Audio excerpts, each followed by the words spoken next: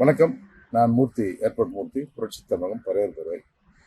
தமிழக அரசுக்கு ஒரு பணிவான வேண்டுகோள். மாவட்டந்தோறும் பரையர் சாதி பற்றும் பிற சாதி நட்பும் என்பதன் அடிப்படையில் மாவட்ட மாநாடுகள் நடத்தப்படுகின்றன.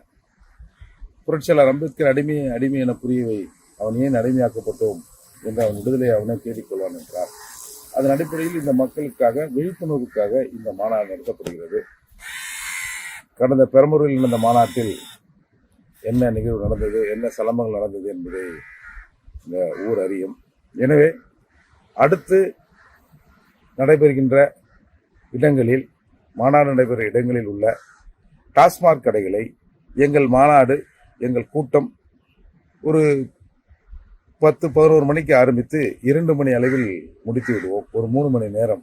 எனவே 2 மணி வரை அந்த சுற்றுவட்டார பகுதிகளில் டாஸ்மாக் கடைகளை மூடி வைக்க அரசுக்கு ஒரு பணிவான வேண்டுகோளை விடுக்கிறேன்.